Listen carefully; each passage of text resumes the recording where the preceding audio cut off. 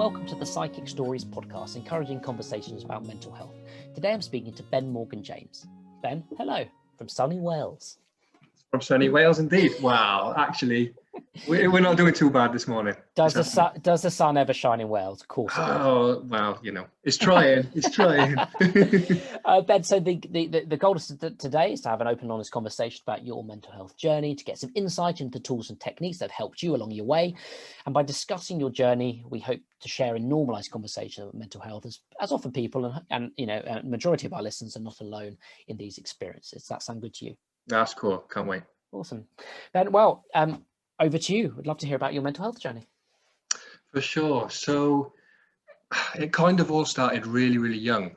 My first kind of recognition about it really was maybe about 12.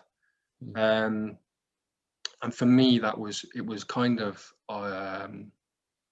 what is this? So I kind of remember going back. It was year 7, you know, so I was 11, 12, literally just turned 12. That's really young. Yeah, and it was the transition from primary school to secondary school.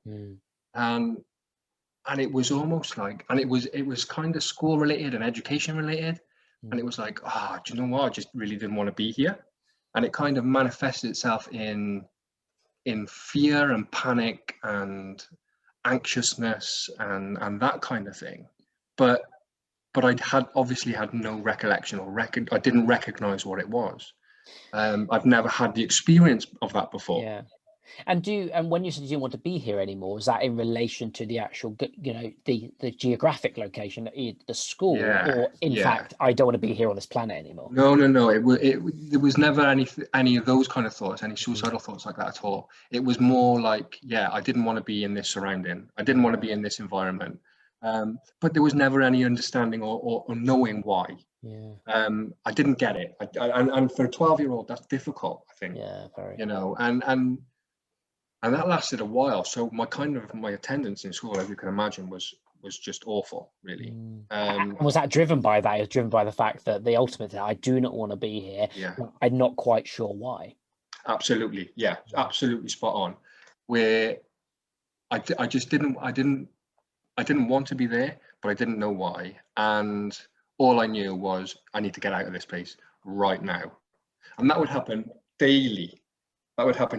So I would try, I would get up, get ready for school, knew I was going to school, as you do when you're 12 years old, and you turn up, and I would say within 30 minutes, it was, right, I need to leave now.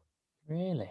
Yeah, there was no trigger of anything. There was nothing that I can remember or kind of was brought up. It was literally just like, right, yeah, we're going. Bye-bye. And did you have friends there? Yeah. Okay. Yeah, so friends that I went from primary school to secondary school with, they were with me. It wasn't a case of like, you know, like people picking on you or whatever. It was just like, I do not want to be in this place anymore. Simple. Yeah, and it literally, looking back, it was as simple as that. Yeah. And for a 12-year-old boy to try and work out that it was as simple as that, it wasn't as simple as that. Do you know what I mean? So that was really a really difficult process, and it kind of I would say that probably lasted about until into the new year. So we're saying maybe 4 months at least. I would, you know, and I would imagine probably a little bit longer. And then all of a sudden it was like, oh yeah, it's fine. I can just go to school now. There was no treatment involved. There was no, do you know what I mean? There was nothing that that I went to at this point, a period of time. There was no counselling involved. There was nothing like that involved. It was literally just like, right, I'll flip the switch now, and I'll go back to school. And that was how it worked. And looking back on it now, with obviously your years of experience, like, can you articulate what, you know, why that did happen and why you did feel those feelings?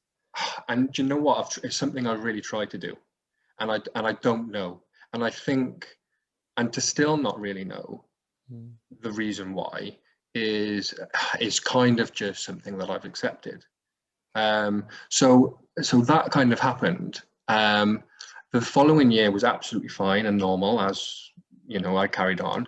And then I went into the next year. So I'm looking at maybe about 14, 15 years old, and exactly the same thing happened again. just completely out of the blue, where there was just this anxiousness and fear and panic, and the panic would manifest itself in complete breakdown into tears. So where a panic attack, you would traditionally think of just losing your breath and that kind of fear that you're going to die. It didn't kind of come that way. It came in just a complete breakdown of just tears, just complete emotion. And did you find that after releasing that emotion, did you feel better? Yeah, I felt better, and I felt like, okay, I've got a handle on that, or I know what that is. But I was taken out of the environment. So when that happened, I'd leave the environment, I'd leave the school, or I'd leave wherever I was. So I think while I was able to release that, being away from that environment that I'd kind of correlated to that fear or the anxiousness or whatever that might be, that was my kind of, right, I'm okay because I'm away from this. Yeah. So it became your trigger. Every time you went back, it just started again.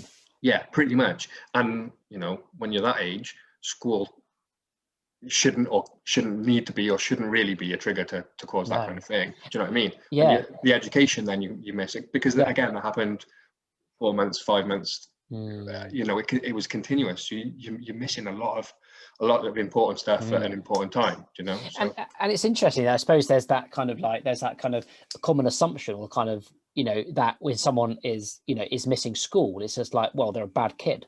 Absolutely, they don't want to be at school. But actually that's you know, and especially in your situation, you know, one thing you'll really articulate is like that is not the case. Is actually you felt very negative feelings about going to that place for some reason, and actually that was the reason that you missed out on that kind of portion of your education and didn't feel supported. Because that's the other thing, is like, actually, whose responsibility is it? Surely it's partly the school's responsibility to look after you. Absolutely. Do you know what? There's two really, really good points there. One was that, I was, or not, maybe not me, but my parents were certainly portrayed in a way that, why isn't he in school? I remember a conversation or a phone call or something that my parents had with an attendance officer. They'd rung the school, or they turned up at the house, or something along those lines, that someone had come to check where I was, that I wasn't playing truant. You know, I wasn't skiving off school. And it was just kind of like, wow, is this what it's come to? That, you know, I'm doing everything I possibly can as now a 14, 15-year-old kid to try and be in school, be with my friends, just be normal, if you like. And you're sending people around to just check up on me. Yeah. You know, and for my parents, you know, probably not something I've really reflected on, but what, I mean, I can only imagine really what kind of thoughts they had about that. You know, I had teachers in the house, and they were trying to talk about it and trying to understand, and some of them were great, some of them were really, really great and supportive, and you know, by this time, at this age, the second time around we were going through it, there was that support. And this kind of brings me on to the second point that you just made, really, was the one teacher in particular kind of tried to support me through that. I think for a lot of kids, there's a lot of pressure on, because you get told, right, you're going to get 10 GCSEs, A to C. And I was told that, bang, bang, bang, all the way through it. You're going to have this, you're going to get that. I didn't get that. Do you know what I mean? Probably something to do with the time I had off school, but probably I was never going to get that. Do you know? I don't know what the answer is, but then you've got that pressure on top of it. The other side of that was that the school, by this time, they kind of did have a support network in place. They did try new things. They did try, you know, counselling, going down that route. I tried loads of stuff. I tried hypnotherapy. I tried. And in the context of that, like, at what age were you trying these things? So I was about 14, 15. So this was right in the thick of it. At the point now. So this is the second time I've not been able to go to school for whatever reason that might have been, and we're trying, and my family's trying to go through all these things. What is this? What's going on? Yeah. We don't understand it. Eventually, the school set up some counselling sessions, and that's pretty much what it was that kind of allowed me to talk about it for the first time, really was just like, and it wasn't even a session where it's like, right, what's going on? Tell me your thoughts, tell me your feelings. It was just a general chat, do you know? And it was kind of like, and then they would lead into questions like, okay, why does this happen and how does this happen and stuff like that. You know, so it was a friendly place to be, and that was the support, and that was really the first time that I was kind of able to just be with someone, you know, who knew what they were doing, without really realizing it, you know, and I could just kind of articulate and talk and kind of share that with them. And that happened at school? That happened at school, yeah. So to be fair to the school, they set that up. Yeah. And then I think it was a case that my parents carried that on after they set it up initially. So did at that point, like, did school become a place where you wanted to go because that support was there? I think I always wanted to go to school. And there was never, because I had friends, I had good friends there, you know, and I enjoyed it. I was part of, you know, a good group of people, and, you know, I always enjoyed it. There was never any kind of hate or resentment towards school itself. It was just like, when it happened, right, get me out of here. Yeah. Does that make sense? But at the same time now, like, if you had that support there, if you had, let's say, that kind of, you know, that kind of emotional kind of breakdown, you would the feeling say, okay, actually, I'm not going to run away now, as in run away from school, but I'm going to go to this specialist service in the school because that can get me the support that I need. Yeah, absolutely. And you know, I think, looking back on it now, if that had happened first time round, you know, it would have made life a lot more easy. You know, it would have been, right, we can open this book, we can shut this book, and that's that. We'll park that there and we'll leave it. That wasn't the case. But, you know, I managed to find by 15 that talking was a good way for me personally to kind of understand it a little bit. I still didn't understand it massively. I still think I was too young to really to get to grips with it. Do you know what? Probably now I don't really understand the ins and outs of that time. But I think going through those processes of talking and just being able to be a bit more relaxed around that environment, that certainly helped me for sure. And so this was specifically counselling, and like I assume, like, for a 50-year-old guy at school, like, that's something which I assume that set apart you from your friends. I can't imagine. And this. How long ago was this? Like, 18-ish years ago. Yeah, so 18-ish years ago. I mean, talking therapies weren't the thing you talked about on the playground, right? For sure, absolutely, yeah.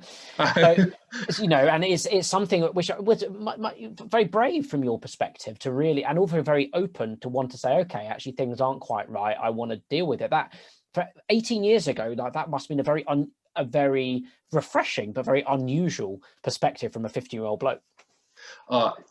Absolutely, and you're absolutely right. It's not something you go and shout about when you're playing football at lunchtime or whatever. It's you know, hopefully that's getting better, and people are more inclined to say, do you know what, I'm struggling a little bit. But yeah, you're spot on. That didn't happen then. What I did have was some really close friends that, although they didn't know the ins and outs exactly, they kind of knew that I was struggling. And that's probably the limit they knew. They just knew, Ben struggles here. So, you know, we'll just take it as it comes. We'll take him as he comes. And that'll do. And that kind of, do you know what? I probably didn't give it much thought about the other people, you know, about those friends. I probably was just a bit like, maybe they're wondering why, but, you know, they never asked. It was never brought up, which is a good thing. You know, and I didn't go to the poshes of schools. So there certainly could have been comments and stuff like that.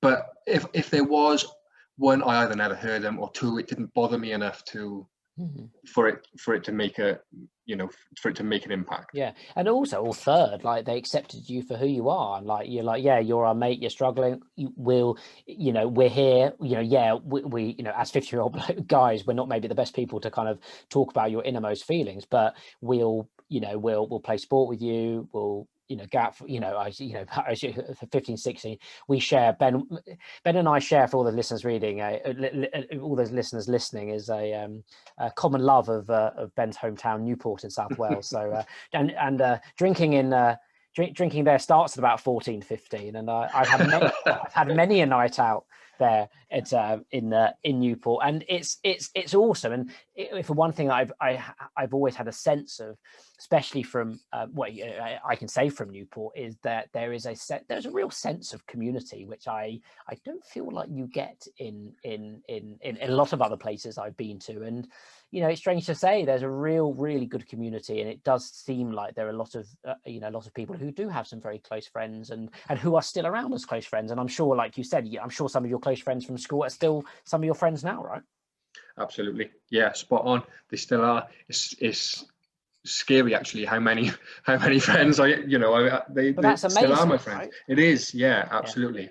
And you know what, I would completely agree. I think there are people in this community in Newport that still have still have their connections they made from really young, really and they're still part of that. Yeah, I mean, for all its faults and for all the reputation that comes with it, it's a decent place with decent people. Yeah, and I don't think you can ask for more. Absolutely, yeah, I completely agree with you, and I think as well, perhaps it's cultural as well. And I've always got the sense that the Welsh culture has a much stronger affinity to good sense of common heritage and stories than perhaps the English. I certainly feel like a lot of, especially like growing up in London as well, you kind of feel a little bit lost. You don't really have that kind of common kind of heritage or culture bonding you together. The sense in Wales is that there is a very strong bond there, which I really like. Often my Welsh friends are, the bond is anti-English, which is great. It's fine. But there is that kind of commonality, which I really like, and that kind of sense of community, like you said, that's the support network you need growing up. Because I was going to say now, like, those mates who I assume were the same mates when you were 15, like, do you feel that they are now better at supporting you in terms of your kind of mental and emotional health than they were back at the school? Has everyone developed? No, honestly. Have my closest friends, yeah, without question. Do you think that's probably because of the conversations that you've had? Yeah, maybe I forced them without being too forceful, but I've just kind of put them in a position where they've kind of had to listen, or they've kind of had to react, maybe, or maybe they are just decent people, and that's what it comes down to, that they're okay with that. Yeah. They're okay with Ben going, do you know what, I'm struggling here a little bit. This happened last year. Obviously last year and still now has been a horrendous time for some people, and mental health has taken an absolute battering, and mine did. At the beginning, March, April time of last year, anxiety was starting to raise, a little bit of fear, panic, and all those kind of feelings, started to manifest again, and I'm sure they did in millions of people. But what I was able to do, which, and I've kind of not taught myself, but I've learned this over the years, was just to say, I'm struggling. Literally those words. And when you can say those things and not just say them, but have the confidence that somebody's going to react to those, that's a place where you can go, I know that whatever I say here, I'm going to get something back.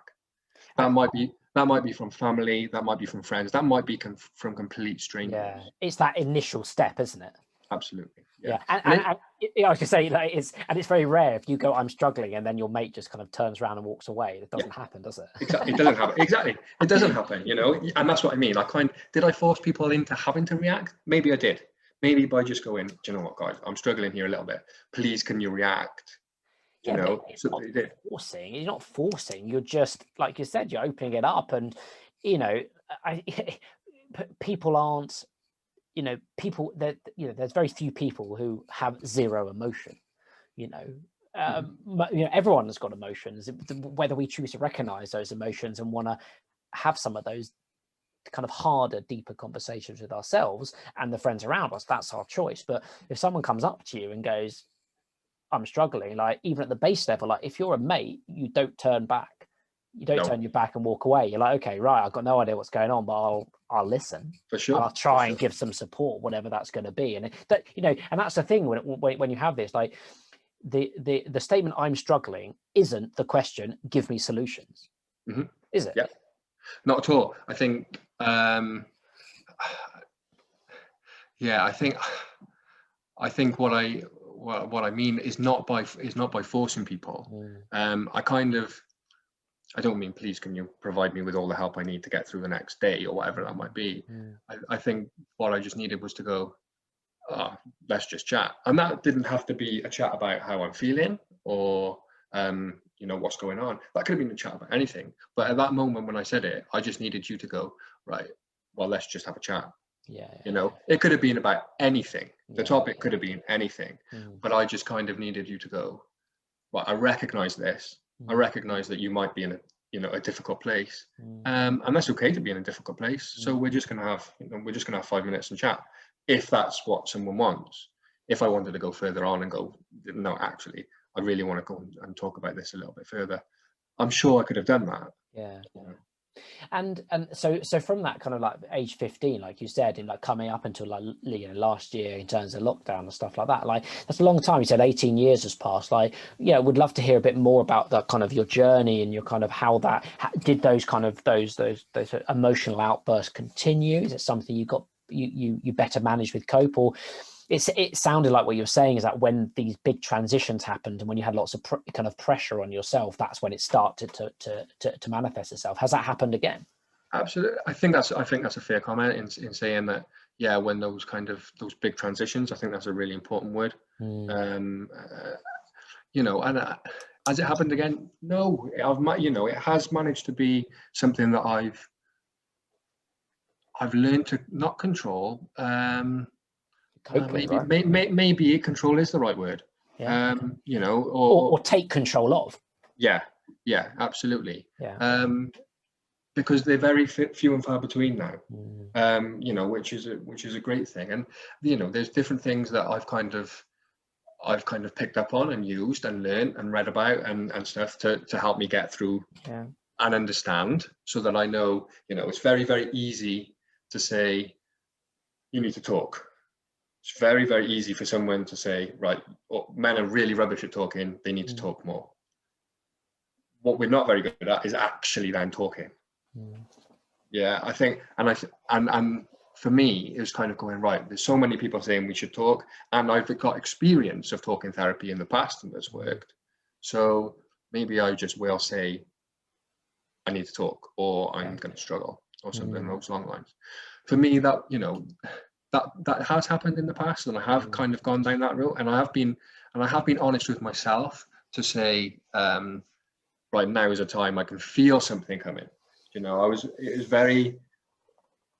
I'm very kind of in tune with if something's coming, or I can feel something come in, or I can kind of, you know, feel the panic and fear or anxiety building up. I can, you know, and then to be able to manage that a little bit. And you mentioned you've picked up some tools and tips along the way. Like, what has helped you? What helped me more than anything, and this is really cliche, was exercise. And it started out by just going to the gym and starting to, you know, learn about training and weight training and that kind of stuff. And it never really became an obsession of mine. I just really enjoyed it. And I really enjoyed the process of it, and I really enjoyed the outcome of it as well. And there was kind of, you know, once you did something, there was going to be an outcome. You know, if I trained for, I don't know, 5-6 days a week for 52 weeks of the year, there's going to be an outcome of that at the end of it. You know, and that part of that process really helped me as well. The other thing that helped me, and has helped me more in the last couple of years than ever, because it's only been the last couple of years I've done it, was actually boxing. So I started boxing, started just going to a guy who runs, you know, a gym, just doing some one-to-one stuff with him.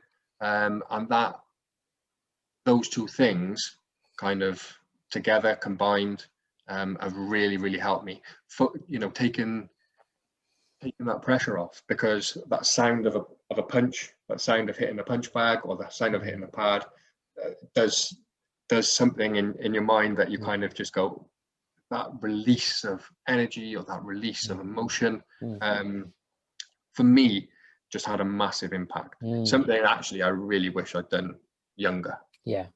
You know, and it must have been amazing I mean, it must have been amazing to realize that, and to, you know, to find something that really worked for you. But like, you know, was it a revelation at the time? Like, did you know that, you know, you were going to, did you go to the gym and say, this, I'm going to the gym to feel better? Or was it a side effect? You kind of go, no, actually, I'm feeling better now, and therefore I'm going to go a bit more. Absolutely. And that's what it was. Yeah, it wasn't, I didn't go to the gym first of all because I thought physical activity will help my mental health. I didn't go for that. You know, straight up, I didn't do it. But when you go through a process and your confidence starts to increase, your self-esteem starts to increase, people start noticing changes in you, you know, complimenting you, those kind of things, they all build on the motivation, they all build self-esteem, you know, they all build your mindset, and they just continue to go. You continue to increase and improve, and why wouldn't you then? You know, if all those things are carrying on and you're improving and you feel good in yourself, your mental health isn't being affected in any way, then you're going to carry on doing those things. Yeah, exactly. You know? And I think there's certainly, especially when it comes to exercise, like some of the things you mentioned there, like you said about building your self-esteem and confidence and people noticing, like that can be seen in two ways. That can be seen as in a positive way, I'm feeling good and stuff like that. But that could also start to, those kind of compliments can also undermine your mental health, you know, especially with regard, you know, starting to kind of worry about what you're eating, or, you know, to maintain how you're looking and this kind of thing. Like, actually, it's a very, you know, I personally found it a very, very hot, very kind of difficult balance. And, you know, doing exercise that motivated by positive things is actually relatively, I wouldn't say it's difficult, but I found it quite difficult as well. Is it something that you found difficult, or was it something that's always been, you've been motivated by a very positive way? No, I'll be honest, I find it difficult. I find it difficult to get up and go to the gym, or, you know, if I finish work to go to the gym, or whatever it might be. That's a conscious decision for me. But it's a conscious decision that I make based on good side effects, you know, positive effects of doing it. So it's motivated by a good thing. It's like, no, I'm doing this to make me feel positive. I'm not doing this because I'm obsessed with looking a certain way. No, absolutely not. And you know, those things that come with it are nice, and, you know, you look good and you feel good, and that's great. But I think what it comes down to ultimately is, I'm doing this for me. Those words that you just said, is I'm doing this, I'm not doing it for anybody else. Those things that come with it, the compliments and stuff that people notice you, and you're, you know, they're great. But that's not what it's for. For me, knowing that physical activity or going to the gym or whatever it might be has a direct correlation to me feeling good is more important than any of those things. Yeah. For sure. And aside from exercise, is there anything else? So like you said, you've used some various kind of like counselling, talking therapies, these kind of things. Like, are there some other stuff which maybe you thought, you know, you wouldn't have imagined yourself, let's say you're a 15-year-old self now, you wouldn't have imagined yourself doing now, that would be, you know, that really does help you?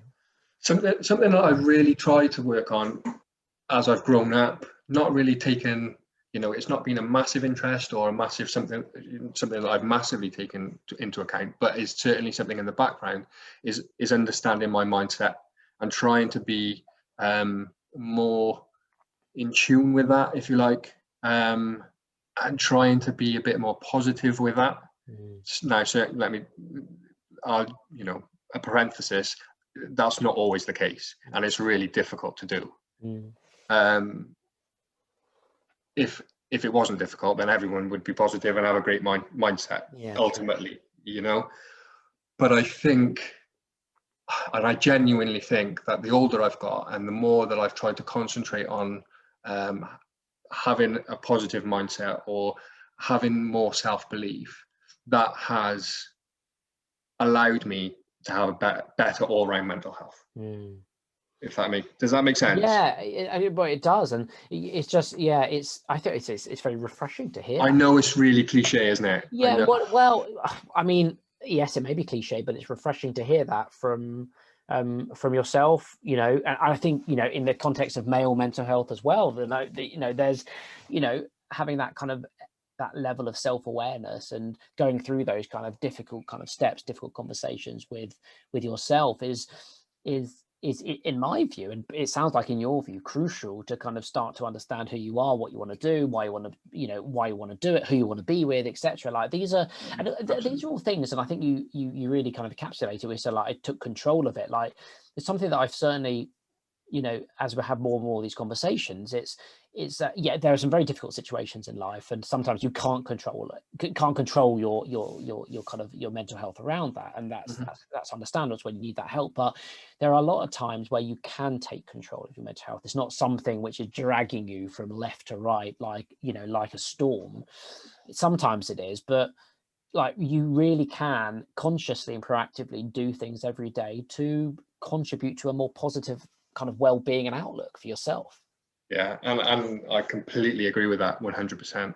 I know there'll certainly be people listening who will look at that and hear that and go, no, you can't do it. You cannot do it. Yeah.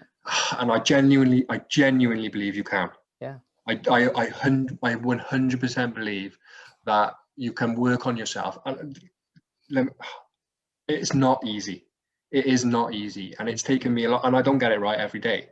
I still wake up. Even the most positive people still have negative thoughts. Yeah. You know, they have bad days. It's about how you react to having that bad day. For me, you can have a bad day, and there's no problem with having a bad day. And also, but you don't get up the next day and continue that.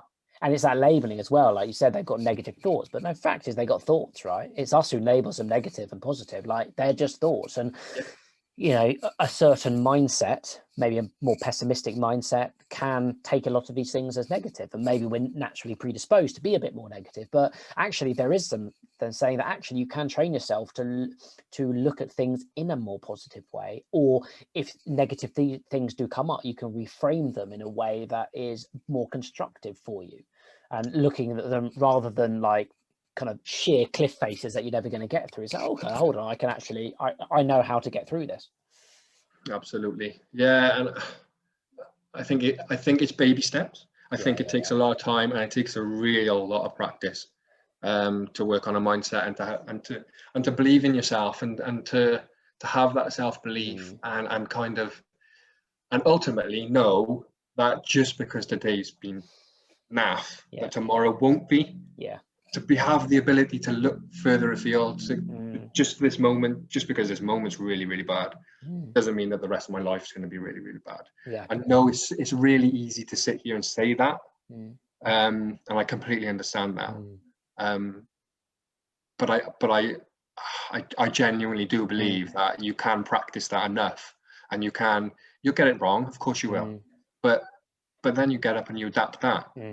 You just keep trialing it, you keep changing it, and you will get there. And you might not ever be Ant Middleton, who's just got this like crazy focus on self-belief and positivity, but you might be half of that. You know, and that's half more than you were. So for me, it's baby steps. It's really, really small steps in trying to improve that every single day. And like you said, like it sounds like what's amazing to hear you talk about it is that like you've prioritized this, right? Like there are a lot of people who say, no, this can't be done, I'm too broken, I've got lots of, you know, I've got, you know, horrendous things happening in my past. And yeah, absolutely, that's that, you know, I can't imagine what that is like for someone. But the question is, do you want to feel more positive? Yeah. And you know what, I see my dad like that. I do. So when I take you back a little bit. So when I was still back in school, and it must have been sixth form. So how old was that? 17, 18 perhaps. Just gone into sixth form, and he ended up in a psychiatric unit with depression. And God, sorry to hear that. That's okay. I mean, it is something, again, when 16, 17, 18-year-old kid. Difficult to process, difficult to understand why, and kind of difficult to, just all difficult, really. And thankfully, you know, he's still with us, and he's home, and he lives a good life. I mean, you know, he struggled with COVID, as everyone has.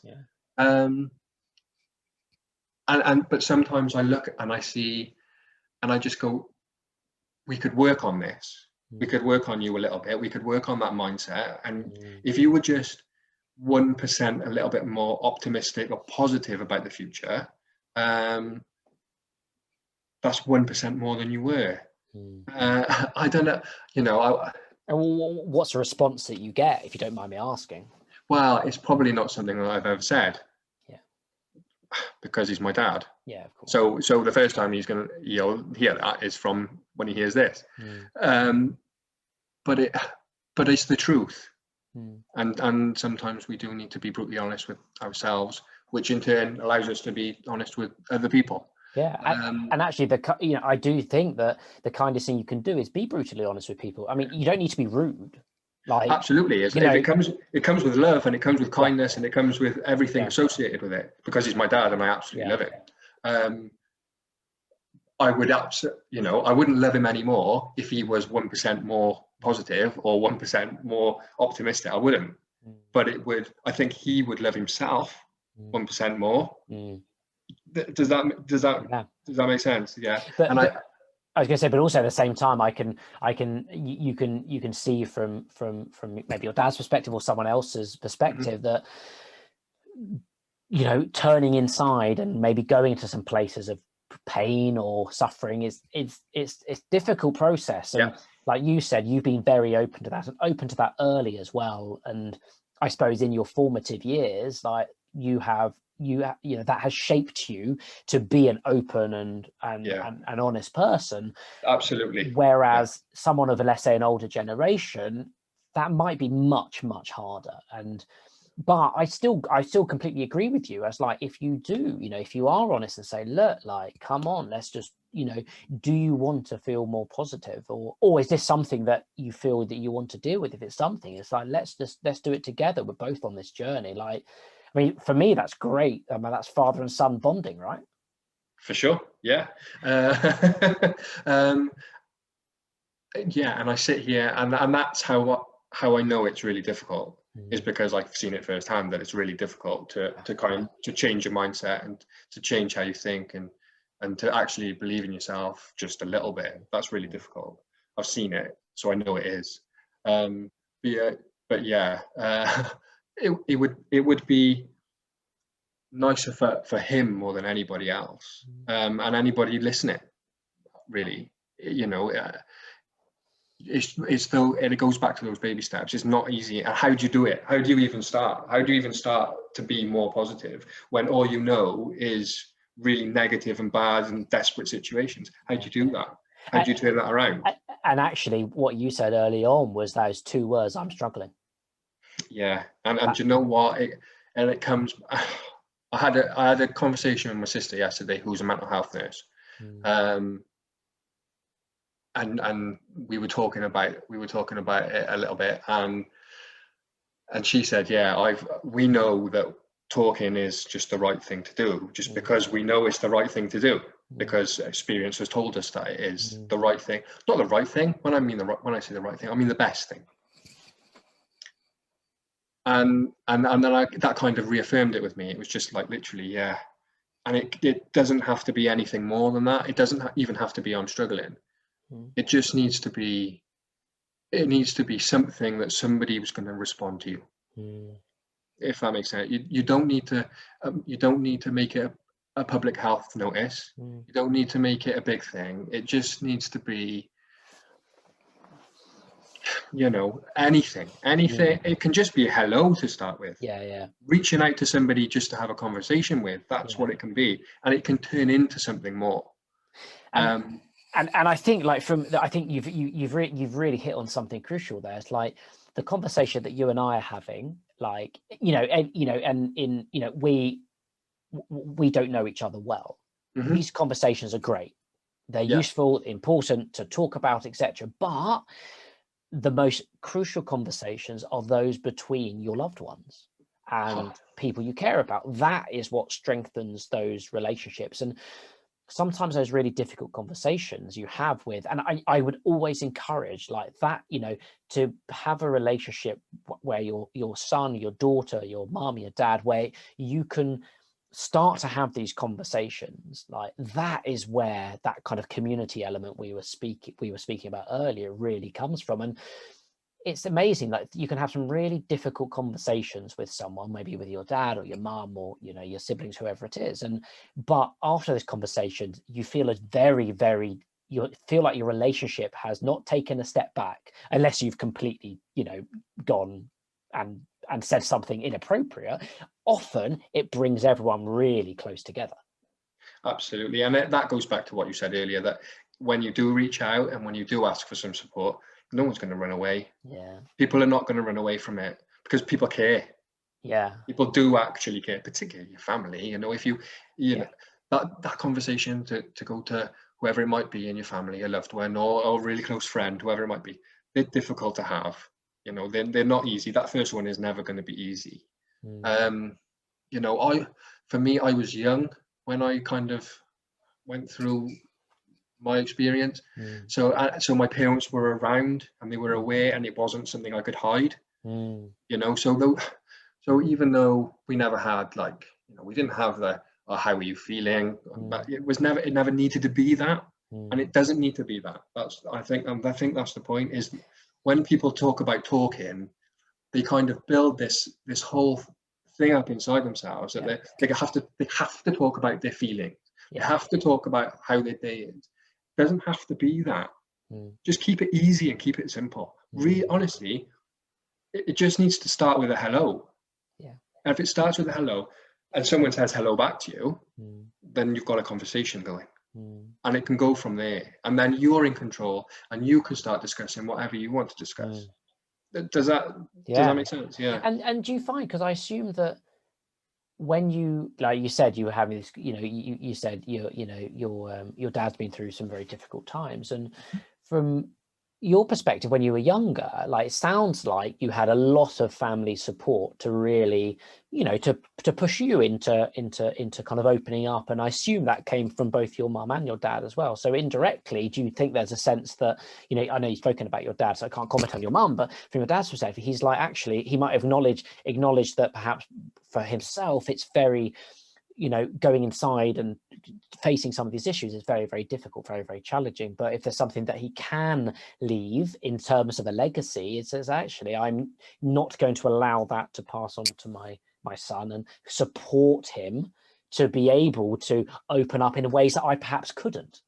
Yeah. And you know what a legacy to leave. Exactly. If that's the case, what a legacy to leave. And you know what? Yeah, absolutely beautiful.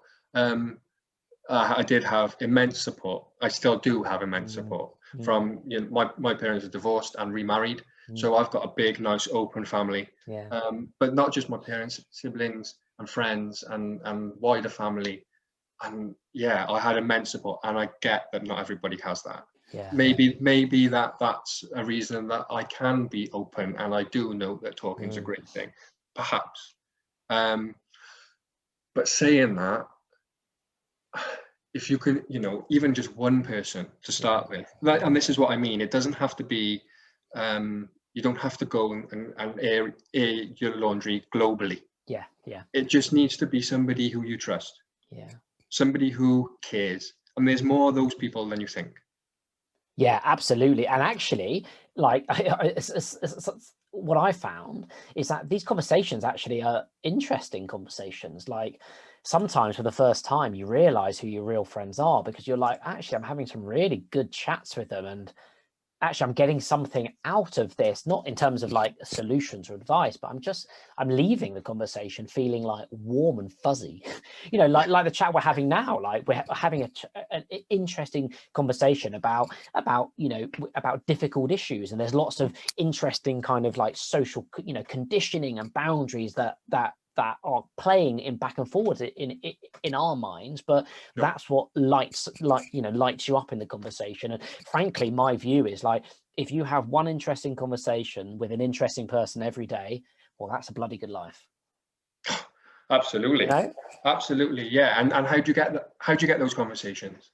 Yeah. Well, be interested in other people. It would be curious. if I was going, yes, absolutely. If you're going to, and you know what, I probably learned that this week. If you really, really want to build a connection with somebody, anybody, doesn't matter who, and you want on those conversations, then be interested in other people. And don't worry about being interesting. Be interested. That I really like that, actually. I really like that. So I think a lot of our focus is about what we're doing. We're interesting people. Actually, turn that around, and if you say, actually, I'm just genuinely interested in you as a person. Yeah, and how would that make you feel? Yeah. How does that make you feel when somebody says, do you know what, I'm with sincerity, that they're genuinely interested and genuinely want to find out an answer? Do you know, how would you respond to that? How would that make you feel? I know for me that if somebody said that to me and actually meant it, then I would be comfortable enough to go, well, this is how I feel. Yeah. You know, and I can talk to you. And I think that's what builds those connections. And it's as easy as that. But if you're scared or you don't know how to start a conversation because people have told you got to talk, but you don't know how to because it's really hard sometimes, or just be interested in that other person. And exactly like you said, you start being interested in other people, those conversations naturally follow. But then again, they also take time, and it comes back to what you say, like, you know, we've only got certain time in the days and lives, especially when you've got families, stuff like that. Like there's only finite time of the day. Like, you've got to work out what you're going to prioritize your time on. And if you do want those interesting conversations, you've got to make time for them. If you do want to make yourself feel positive, you've got to make time for it. It's very easy, and I do find that, you know, we are, you know, and that people talk about this a lot in terms of we're always switched on, like the phones are always on, like social media, work, whatever it is. Like, we just gonna move from the next kind of consumption of a different form of media to the next until we go to bed. Like, actually, like you have to put some real effort in to create the space, 15 minutes, half an hour every day, maybe on a walk or whatever it is, just slow down, reflect, call someone, try and understand what makes you kind of feel alive, and try and do that. Like you said, like for you, it might be going to the gym, and I do, like, from a previously many years ago as an avid gym goer, like I think I dressed up why I used to go obsessively because I was obsessed with it. But actually, I think fundamentally, I just loved it. There was a real positivity about it. You know, actually, a lot of the reasons I told myself why I was going and stuff were actually probably not necessarily valid, but actually there was just a real sense of community, friendship, personal achievement, noticeable physical achievement, which was, you know, you could take lessons from that. And, you know, it doesn't need to be gym, it doesn't need to be exercise, it could be some other activity, but setting that kind of little goal, going to do something, setting yourself some time to doing it with a group of people, like there's some real common things there which you can start to build a real positive kind of, like, you know, habits in life. Absolutely spot on, really. And I couldn't really say it any better, to be honest. And I think it's right. Fundamentally, it's about doing something you enjoy. You know, that was something that you enjoyed, that's why you did it, and it made you feel better. So many different aspects of the gym, or whatever might be your, you know, your go-to thing. So many different aspects that you can build upon, that you can take away, you know, that you can learn from. And I think that comes to find something you really enjoy then, you know, what if you're somebody who turns around and says, yeah, but I don't do anything, or I don't enjoy anything. That's your mindset. Okay. And that's when you start working on that. Because there are things that you enjoy and there are things that you're good at. You just might not have found them yet, or you might have done them before, and you might just be in a bad place again. And it's a question now, like you can very clearly, I get a sense from speaking to you, like you've got there's a drive to you, like in terms of you certainly don't want to go back to those emotional outbursts. For sure. You don't want to go back to feeling like maybe you didn't understand how you're feeling or negative. Like, what could you can you sum up what that drive is? Like, what you striving towards, or what do you not want to go back to? I don't want to go back to that 15-year-old kid. That's probably the easiest thing to say. Yeah. What do I want? What do I strive for now? To build something. And when I mean that, I want to create something, something bigger than me. That means that I, one, can look after my wife. We've got a baby on the way. Oh, congratulations. Thank you. So building something for him or her. Yeah. Building something that means that we are safe as a family. That's really now, the top priority. Yeah. But building something, this is cliche as well. I'm full of them today, aren't I? But to really make a difference, to really make a difference to other people. Yeah. Because I've been through it, and okay, I might be in a better place than somebody else, but I'm certainly not in as good a place as somebody else either. Yeah. Somebody else has done it better. Somebody else is in a better place than me, and that's fine. But from my experience, I want to create something, something bigger than me, something that means that other people who's going through it might be listening to this, might not be, might be someone young. That focuses on them, that gives them something that when I was, that first time that I kind of went, what is this at 12, whatever age it was, 11, 12, whatever age it was. And I was like, oh, what is this going on? But that there's something there for them. And I think as well, like you're coming up to perhaps one of the biggest transitions in someone's life, like becoming a dad. Like I became a dad 20 months ago. Amazing. And I can tell you it's a big transition, but it's a great transition at the same time. And it sounds, I do feel like during this time, there's a lot of talk around kind of mental health around, especially around postnatal depression, for example.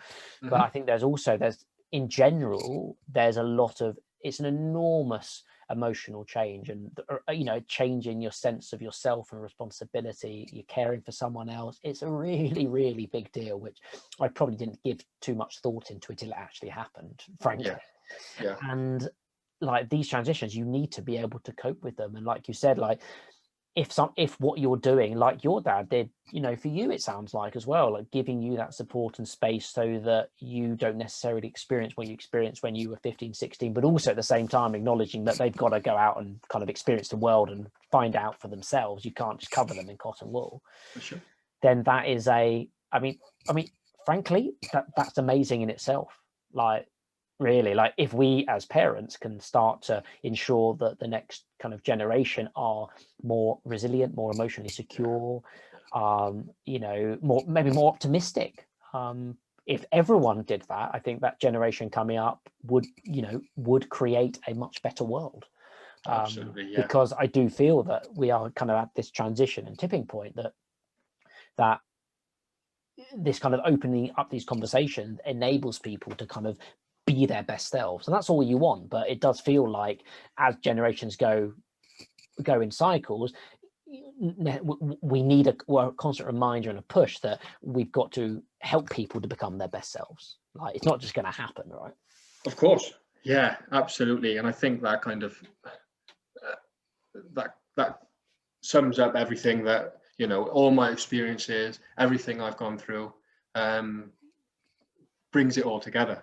And is able to go, do you know what, I'm going to use everything I've learned, I'm going to use everything I've experienced, everything that's been thrown my way, I'm going to use that, and I'm going to create something so that somebody somewhere will deal with it better than I did. Yeah. And that, and what an amazing legacy to have. Absolutely. And if I can, and that's where the drive is right now. And if I can achieve something along those lines, then yeah, that would be nice. That would be a good place. Well, Ben, I wish you well in that journey, and I can only thank you so much for that open and honest conversation, and I think as well, wishing you the best of luck to you and your wife as you both enter parenthood. Thank you so much. Yeah, I mean, exciting times. Nervous times, but exciting times for sure. Nervous, but very exciting. And I can only say that from relatively new parent that it expands your mind and horizon and your emotional capabilities more than you could ever imagine. I find it's given life more depth, more color, more meaning. Which I think is for me has been a very, very positive thing. Also, it's a very challenging thing at the same time, but something which I do think is just amazing. And I wish you all the best in that. Thank you so much, Matt. Thanks for having me. Cool. And thank you to everyone listening. You can subscribe to us on most major podcast platforms, YouTube, Spotify, and Apple Podcasts. Just search for Sidekick Community or Sidekick Stories and we'll pop up. Please do give us a rating if you like the show. And check out our free Sidekick app for iPhone and iPad, a collection of interactive exercises, tools, and tips to help you boost your mental well-being. The app enables you to build a personalized well-being toolkit to help you deal with life's ups and downs, just like the ones we've been discussing with Ben. Just go to our website, www.sidekick.org.uk, and click the download now button in the header to take you to the App Store. Ben, thank you so much again. Thanks, Matt.